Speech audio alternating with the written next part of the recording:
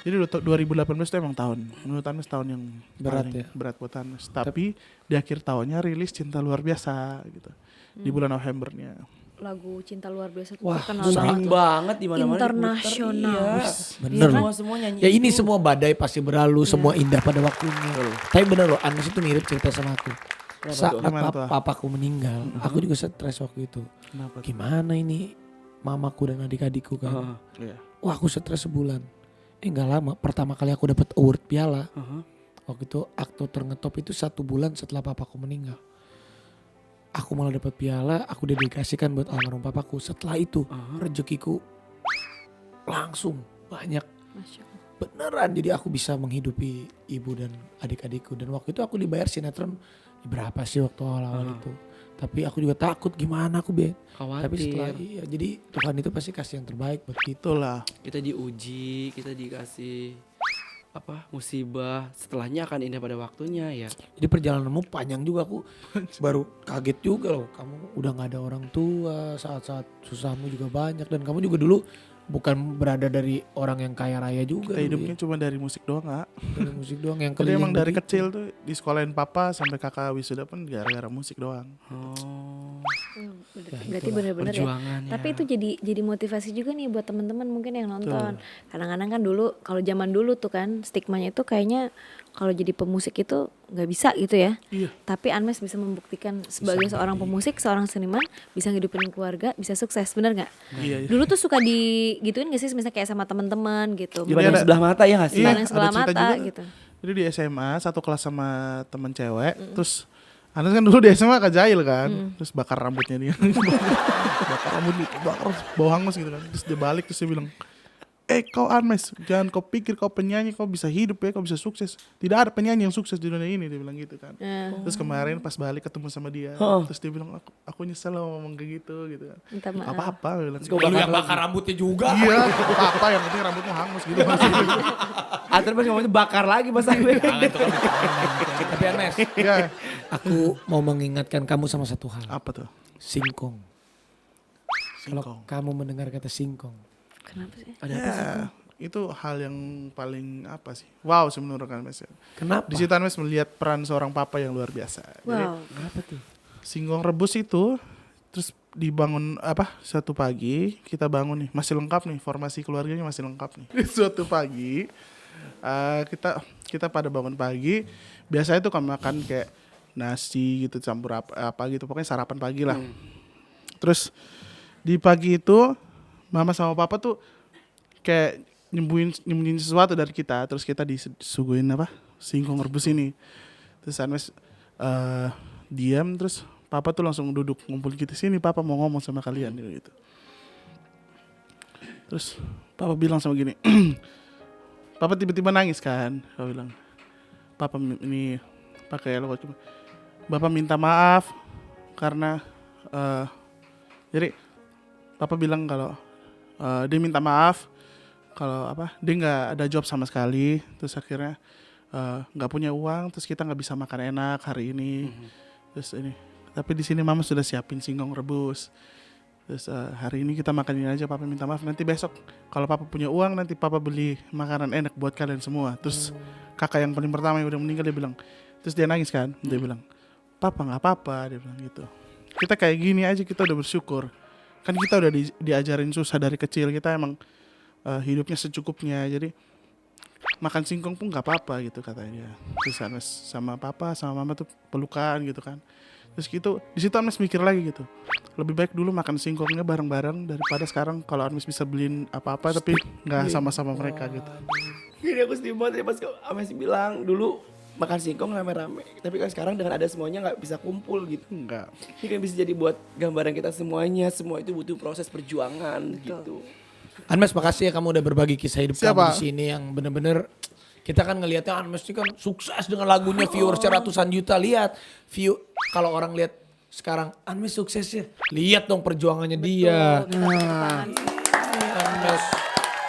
Sekarang kalau sama Anmes kita bahas tentang perjuangannya untuk sukses Iya. di karir. Iya. Gue sekarang panggil bintang tamu. Ini perjuangannya akhirnya bisa merebut wanita yang dijadikan istrinya dari Anwar. Oh serius? Ada nggak? Jadi maksudnya dulu pacarnya Anwar. Jadi ini bintang tamu ini tuh Ini supaya lo gak tidur, tau gak? ya udah biar lebih jelas kita panggilkan. Ini dia. Sakit Si ganteng Dude Herlino. Gini, sama. Rino ini. Itu gak kali kubur. Ini adalah Mas Furi, Abang Furi alias Mas Pur. Mas Pur, Bang, apa kabar Mas Pur? Baik, alhamdulillah. Katanya parno banget ya sekarang ya? Iya, parah banget. Kenapa? Karena saya kan dari kecil punya riwayat asma gitu. Sementara COVID itu kan salah satu gejalanya itu kan sesak napas gitu. Mengenai paru-paru ya? Dan dulu itu punya riwayat flek paru-paru. Nah itu makanya sekarang parno banget, hati-hati banget. Tapi kamu parno nggak ketemu Anwar? Takut istrinya diambil lagi nggak sama Anwar? Ini ceritanya dulu. Apaan sih? Kenapa diamprokin Coba dong, begini? ceritain aku. Penasaran ya? Iya, penasaran. Jadi Mas Pur ini punya istri cantik banget. Namanya siapa? Dwinda Ratna. Hah? Dwinda Ratna. Dwinda. Dulu si Dwinda ini pernah digebet juga masih Arwah. Sama Anwar. Dulu banget sebelum nikah. Iya dulu kebetulan istri saya itu kan ini apa namanya wartawan infotainment. Iya. Nah itu Anwar sering minta janjian sama istri saya itu sekarang gitu. Yuk liputan yuk. Gitu dia. Terus udah begitu liputan ke lokasi syuting saya, wah hati kecil saya bicara gitu. Iya. Daya lu. Oh, masih kesel kayaknya. Jadi dalam hati kecil, wah jangan-jangan ini jodoh saya nih. Oh langsung. Hati kecil ngomong gitu Oke. Tapi secepat itu juga hati kecil saya yang lain ngomong, nggak mungkin Atau diri gitu. tahu diri gitu. Saya kan udah tua. Iya. Jadi lu Enggak sih, Bapak beda ibu berapa saya tahun sih nggak- sama Dwinda? 12. Berarti nikah umur berapa? Baru kemarin. Lama ini kemarin di 2 tahun Depok. yang lalu, 2 tahun. 2 tahun lalu. Jadi Dua terus tahun. gimana ceritanya ini? Jadi ini istrinya ini wartawan kan, datang ke tempat lu. Winda datang, reporter nih, datang ke lokasi syuting. Waktu itu dia masih baru, Masih benar-benar baru jadi reporter infotainment gitu. Terus? Datanglah ke lokasi syuting, nanya sama saya, selamat siang mas, saya mau ketemu sama Furi Setia, mau wawancara. Furi Setia yang jadi Mas Pur itu loh. Dia nanya sama saya teh. Terus saya kan ngerasa ini sinetron gue kan ratingnya bagus mulu. Cel. Masa nih wartawan gak tau gua gitu kan. Habis itu jahil nih, timbul perasaan jahil saya gitu. Akhirnya kerjain deh. Oh ini mbak, Furinya masih syuting, kalau mbaknya mau mbaknya nunggu dulu di sana, di sebelah sana, di bangku seberang saya gitu. Udah dia nunggu, oh ya makasih ya mas. Dia nungguin gitu. Masih belum ngeh juga tuh? Belum nggak, dari jam 2 sampai jam 5 sore dia nungguin, timbang mau wawancara doang. Terus ya udah dari situ jam 5 sore akhirnya dia tahu kalau saya Furi Setia, itu dari teman-teman karena manggil nama gitu kan. Terus marah dia? Datang tuk. Oh mas ini namanya Mas Furi ya? Iya maaf mas, saya nggak tahu, saya orang baru gini. Wah, masuk dong saya di situ. Udah tukeran nomor telepon deh. Masuk Eko. Akhirnya di situ lu pendekatan terus. Pendekatan terus. Apa sih lo? Pendekatan terus. Jadi jurus yang digunakan Anwar akhirnya saya pakai. Liputan yuk. Sama wartawan lain mungkin nolak-nolak. Enggak, lagi capek gini. Sama dia doang nih. Liputan yuk. Jadi Akhirnya dia datang terus. Akhirnya kadang kan dia sering ditugaskan ke tempat lain kalau kasih syuting lain. Pada suatu ketika tercium lah saya sama kantornya dia gitu. Akhirnya dia ditugasin ke lokasi syuting saya gitu kan. Udah datang seret. Itu pertemuan kedua dan waktu itu saya udah timbul perasaan Suka. cinta luar biasa. Wih, Asik. Iya, cinta luar biasa gitu. Akhirnya wah, saya diwawancarain tuh gemeter teh. Oh, ya. Gemeter banget. Itu berarti pas lu tuh kan belum deket kan? Belum deket. Berarti pas belum deket itu berarti cewek lu lagi dideketin Anwar. Iya. Kenapa gak gue kawinin ya? Mak gue ngomong, lu kawinin buruan kita lamar, ayo. Akhirnya lu pernah gimana? Akhirnya pas lu tahu cewek lu deketin Anwar gimana? Si Dede. Oh, Dede Sunandar. Sunandar, iya. Dia ngomong, Mas, lu lagi deket sama Winda ya? Iya gitu. Wah, sohib kita juga ngedeketin dia mas. Siapa? Oh si Anwar. Terus persaingan dong, ada persaingan nih. Gak bersaing kan sekarang gak tahu waktu itu kan.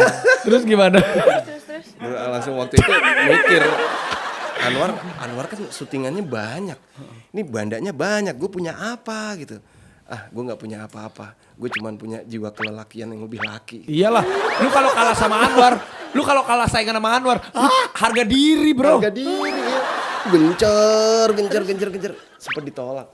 Oh ditolak. Ditolak. Jadi udah berapa lama PDKT terus akhirnya ditolak berapa lama kira-kira? Ditolak itu jadi PDKT dari kenal tadi itu 3 bulan lost contact, terus 2 bulan berikutnya itu saya PDKT, saya nembak istri saya ngomong sepertinya lama kelamaan aku mulai nyaman sama kamu gitu. Saat itu juga dia memberikan jawaban, dia bilang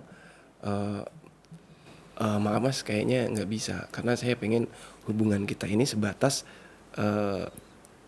reporter dan narasumber. Akhirnya 2 bulan berikutnya saya beranikan diri. Saya nggak nembak. Saya cuman gini. Winda, saya mau minta waktu deh gitu untuk memperkenalkan diri saya, mempresentkan diri saya ke kamu gitu. Kalau pada akhirnya nanti kita sama-sama saling menemukan kenyamanan, ya kita lihat nanti kita mau menuju ke jenjang yang serius atau enggak. Seperti itu. Di situ dia masih memberikan jawaban, tapi saya masih reporter dan narasumber. Ya nggak apa-apa gitu.